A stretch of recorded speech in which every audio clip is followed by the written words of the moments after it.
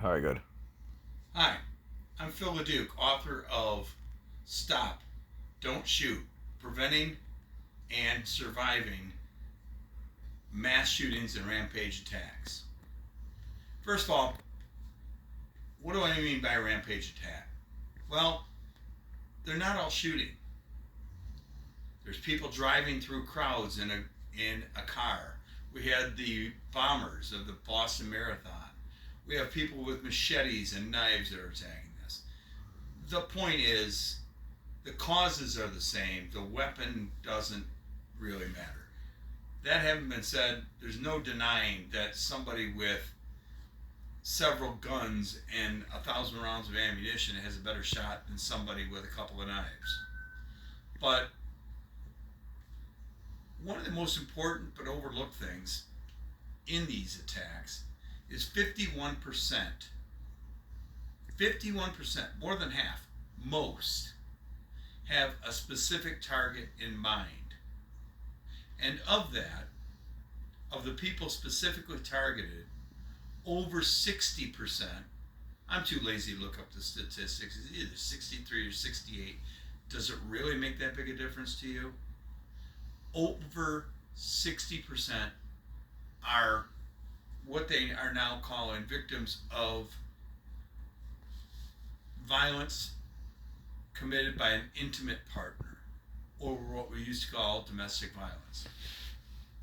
My publicist doesn't like it when I badmouth police, so I'm not going to badmouth police. But their job is to put people in jail after the fact. But we don't do a very good job of protecting battered women. Why do I say battered women? Well, the vast majority of the people committing these crimes are men, and the victims are women.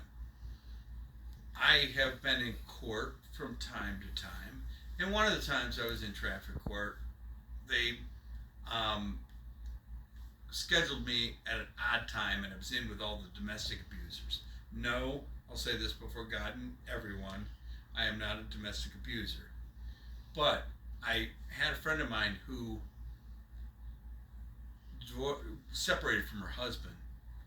They were in the process of getting divorced.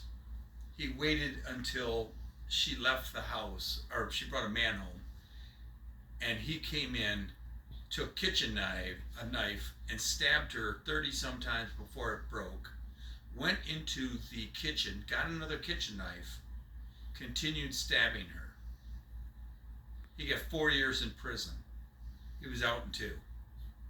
I'd be willing to bet that he's married to someone who has no clue the brutality of his crime. So, think about this. If we did more than what law enforcement is taught to do in domestic violence cases, and for those of you who are in law enforcement or are sympathetic to that, I recognize that the most dangerous situation, aside from a traffic stop, is a case of domestic violence. 2 people are fighting, you're not taking my husband, and they come out with a shotgun and blow the cop away. I'm not in favor of any of those things. But we can't just pretend that this isn't a big issue that's creating a massive issue in our society. And if you recall, Jeffrey Dahmer had a victim who escaped.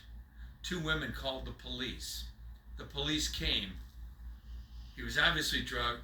He was bleeding from the rectum, and they returned him to Jeffrey Dahmer, who killed him and ate him. So this is not something that we can continue to let victims of domestic violence or violence at the hands of an intimate companion go with a slap on the wrist. As I was saying earlier, I was watching in court.